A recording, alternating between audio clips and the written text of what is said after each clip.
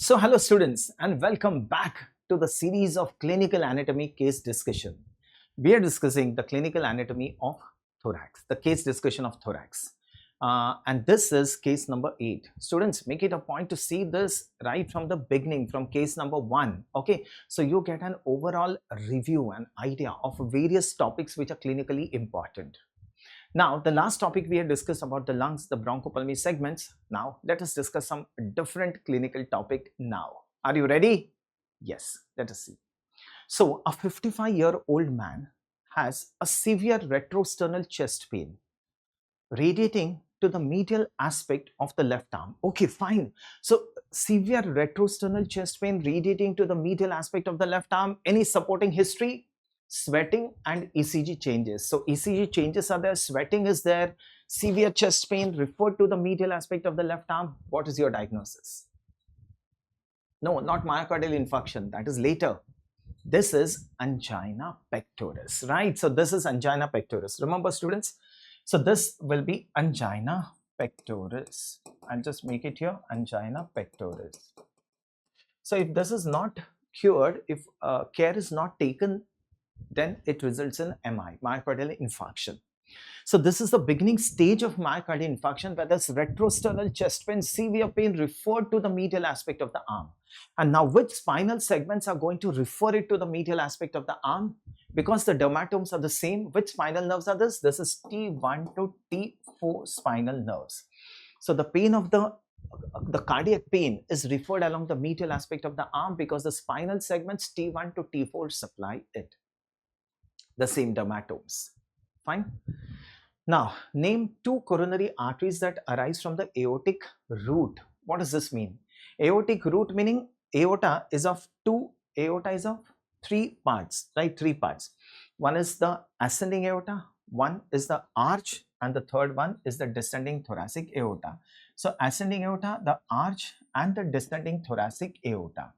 Now, this ascending aorta shows 2 dilatations. Show 2 dilatations here. Okay, one is the right. So, these dilatations are known as aortic sinuses. Aortic sinuses. So, this is the right anterior aortic sinus, and that's the left posterior aortic sinus. Okay, I'll just mention it here for you. So, this is the aortic sinuses. So, what is aortic sinus? It's a dilatation. So there are 2 aortic sinus. One is the right anterior and the second one is the left posterior. Right anterior, left posterior.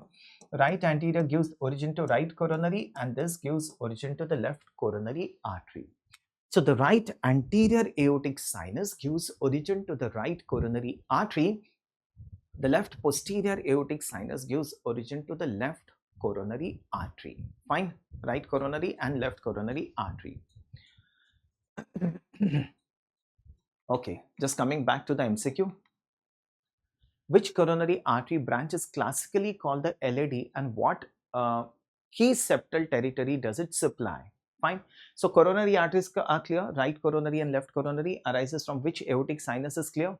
Now, just in short, I'll tell you. Look, we've got 2 coronary arteries. Let me just make this for you quickly. So that's the heart here, that's the right atrium, that's the right ventricle. This is the anterior atrioventricular groove, that's the posterior atrioventricular groove, anterior interventricular groove, posterior interventricular groove, that's the pulmonary trunk, and that's the arch of aorta. Fine. So now this is the right coronary artery which arises from the anterior aortic sinus here, runs in the anterior atrioventricular groove, goes in the posterior atrioventricular groove here. It gives a branch here, that's a posterior interventricular artery. Fine. The left coronary artery arises from the left posterior aortic sinus, comes from behind the pulmonary trunk, and here it divides into 2 branches. This is known as the anterior interventricular branch, or this is what we call as the left anterior descending. So left anterior descending is a branch of left coronary artery. It runs in the anterior interventricular groove, goes in the posterior interventricular groove, and anastomosis with the posterior interventricular branch of right coronary artery. Right, so that's the LAD. Which is this artery? This is the circumflex branch which runs in the posterior atrioventricular groove and anastomosis with the right coronary artery. So that's a circumflex branch. Okay, I'll just write it down for you. That's a circumflex branch. This is the LAD. Okay, that's the left anterior descending. This is the right coronary artery, and this is the posterior interventricular branch of right coronary artery. Fine.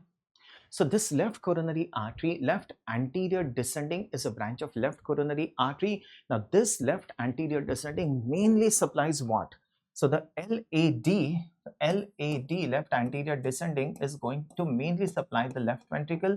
It supplies the apex of the heart, and it supplies the anterior 2/3 of the interventricular septum. Posterior 1/3 of interventricular septum is supplied by right coronary. Anterior 2/3 of the interventricular septum is supplied by the left anterior descending. I hope this is clear to all of you students. So diagnosis: angina pectoris. Spinal segments is T1 to T4. Two coronary arteries, that's right and left. LAD is left anterior descending, or the anterior interventricular branch of left coronary artery. It's a branch of left coronary artery which runs in the anterior interventricular groove. And what does it supply? It supplies the left ventricle, the apex of the heart, and the anterior 2/3 of the interventricular septum. So that's the septal territory area. Fine, students. So one MCQ for you once again. The LAD most consistently supplies. So these are the options. Definitely answer this in the comment box. Okay, I'll get back to you. Thank you so much, and be consistent, students. See all the series and you definitely get a complete idea. Thank you so much once again. Thank you to all of you. Keep on watching Anatomy Unlimited.